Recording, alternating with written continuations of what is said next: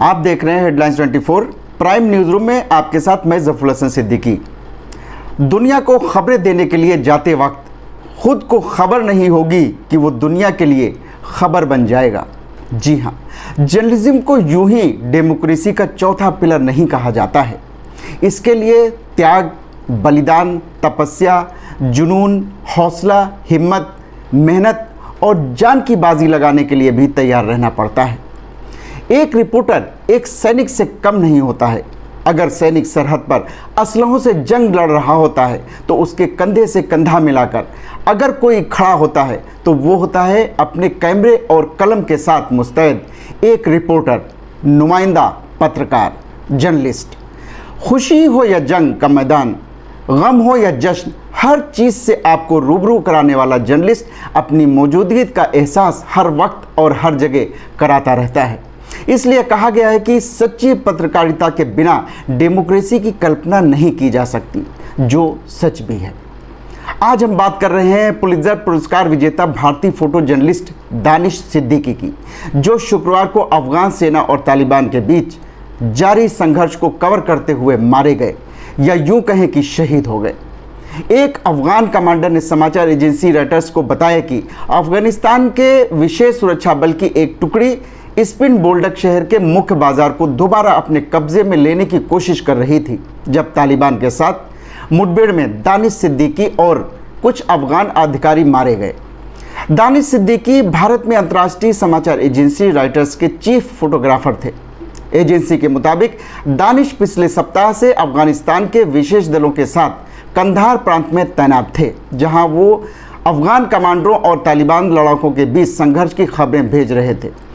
सिद्दीकी 2010 से इस अंतर्राष्ट्रीय समाचार एजेंसी के लिए काम कर रहे थे और इस दौरान उन्होंने अफगानिस्तान और इराक युद्ध के अलावा रोहिंग्या संकट, हांगकांग के प्रदर्शन और नेपाल के भूकंप को कवर किया था।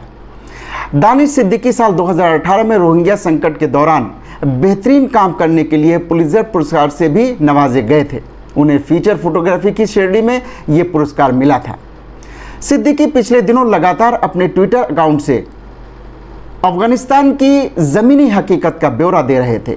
उन्होंने बताया था कि 13 जुलाई 2021 को वो कैसे एक हमले में बाल बाल बच गए थे। ये तस्वीर उनकी कुछ अंतिम तस्वीरों में से एक है, जो उन्होंने अफगानिस्तान के कंधार प्रांत में खींची थी, जहां अफगान स्पेशल फोर्सेस और तालिबान लड़ाकों के बीच संघर्ष जारी है। अंतिम समय में सिद्दीकी अफगान सुरक्षा बलों के काफिले के साथ थे। इसके अलावा कोरोना महामारी की दूसरी लहर के दौरान दानिश सिद्दीकी ने उत्तराखंड के सुदूर इलाकों का भी दौरा किया था, ताकि लोगों को ये बताया जा सके कि बड़े शहरों से दूर भी इस महामारी ने लोगों पर कहर बरपाया हुआ है। इस तस्वीर में आप देख सकते हैं कि कोविड-19 की वजह से पिता के गुजर जाने के बाद 2 बच्चे कैसे अपनी मां को संभालने की कोशिश कर रहे हैं। ये भावुक कर देने वाली तस्वीर दानिश सिद्दीकी ने दिल्ली में खींची थी। भारत में कोरोना की दूसरी लहर का असर सिर्फ शहरों में नहीं बल्कि ग्रामीण इलाकों में भी देखने को मिला था। सिद्दीकी ने उस समय सामूहिक अंतिम संस्कार की ऐसी दिल दहला देने वाली तस्वीरें खींची, जिन्होंने महामारी की भयावहता को समझने में मदद की थी। म्यांमार के रोहिंग्या के संघर्ष को कवर करने के लिए दानिश सिद्दीकी बांग्लादेश भेजे गए थे।